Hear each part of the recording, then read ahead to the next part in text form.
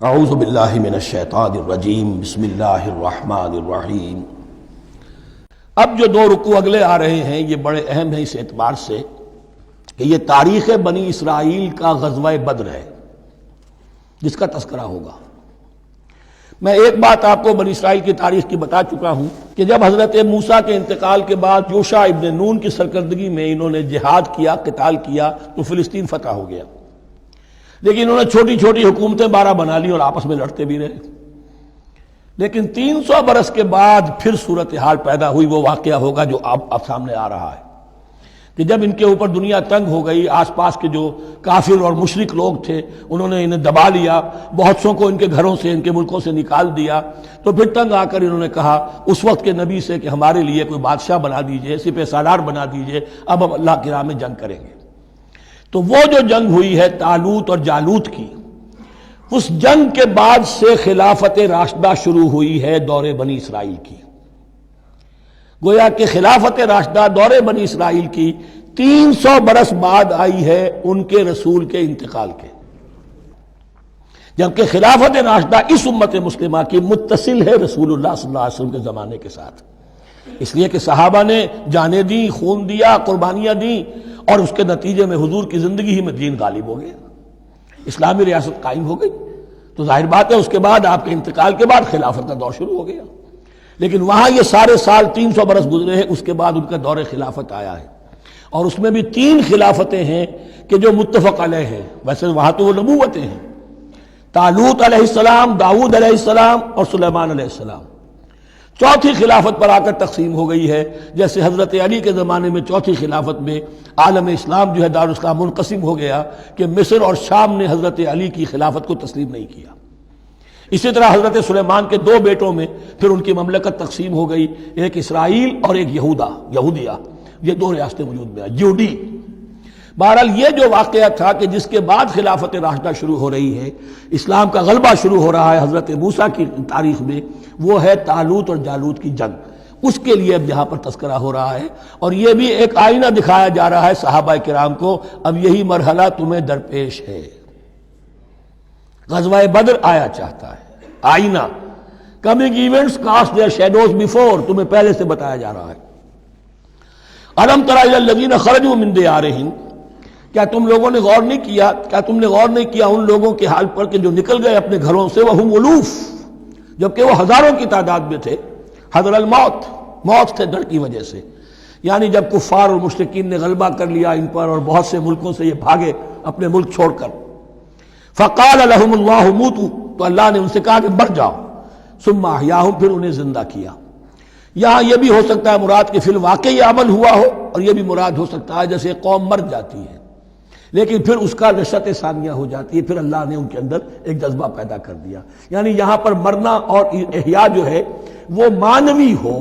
روحانی ہو، اخلاقی ہو، وہ بالفعل جسدی نہ ہو، لیکن اللہ کے اختیار سے باہر نہیں، اس کی قدرت میں ہے، سب کو مار کر بھی دوبارہ جلا سکتا ہے۔ ان اللہ لذو فضل علی الناس ولکن اکثر الناس لا یشکرون، اور یقیناً اللہ تعالیٰ تو اپنے بندوں پر بڑا فضل کرتا ہے، لیکن اکثر لوگ جو ہے شکر نہیں کرتے، ناقدری کرتے ہیں اللہ کے احسانات کی۔ لیکن اب وہ غزوہ بدر جو ہے ان کا، سابقہ امت مسلمہ کا، اس کا حال بیان کرنے سے پہلے مسلمانوں سے گفتگو ہو رہی، اس لیے کہ ہے تو ساری ان کے لیے، ان کی ہدایت کے لیے۔ تاریخ بیان کرنا قرآن کا مقصد نہیں ہے، تاریخ کی کتاب نہیں ہے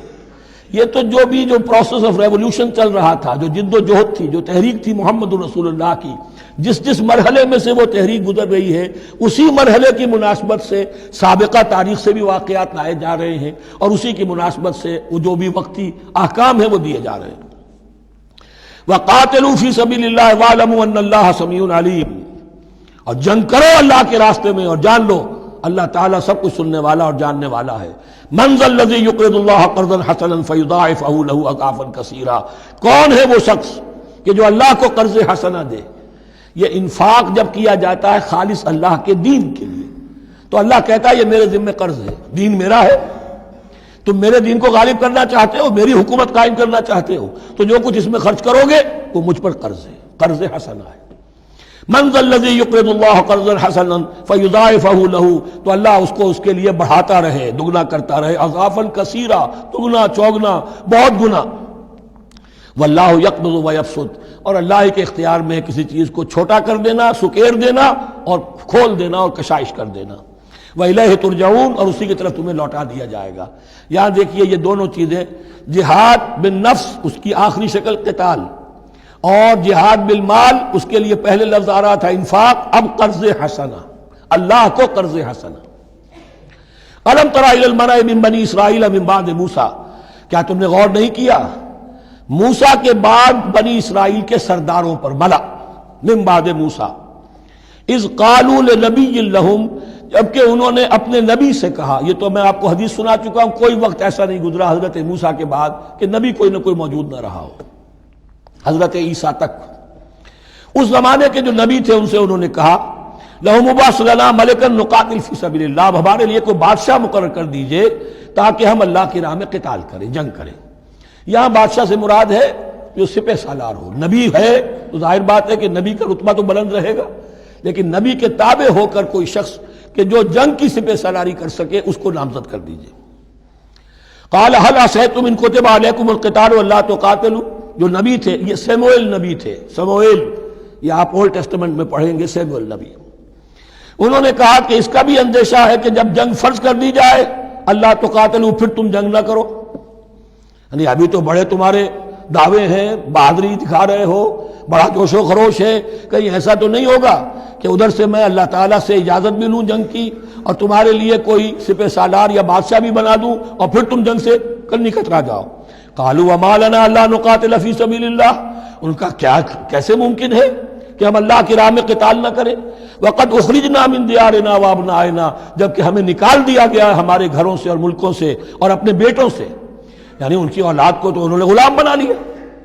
ان کی عورتوں کو باندیاں بنایا، اب یہ تو نکلے ہوئے ہیں اپنے ملکوں سے، خوف سے بھاگے ہوئے۔ فلما كتب علیہم القتال، تو جب ان پر وہ جنگ فرض کر دی گئی، تولوا الا قلیلا منہم، تو پیٹھ پھیر گئے سب کے سب سوائے کچھ لوگوں کے۔ یہ گویا کہ تنبیہ کی جا رہی ہے مسلمانوں، تم بھی بہت کہتے رہے ہو کہ حضور ہمیں جنگ کی اجازت ملنی چاہیے، ہم کب تک یہ ظلم سہیں گے؟ لیکن ایسا نہ ہو، دیکھو اب جب جنگ کا حکم آئے، اب پڑھ چکے ہم وہ آیت کتب علیکم القتال وہو کرہ لکم، اب اچھی نہیں لگ رہی جنگ، جان تو پیاری ہے، تو اب دکھا دیا گیا وہاں بھی یہ ہوا۔ واللہ علیم بالظالمین، اور اللہ ایسے ظالموں سے خوب باخبر ہے۔ صدق اللہ العظیم۔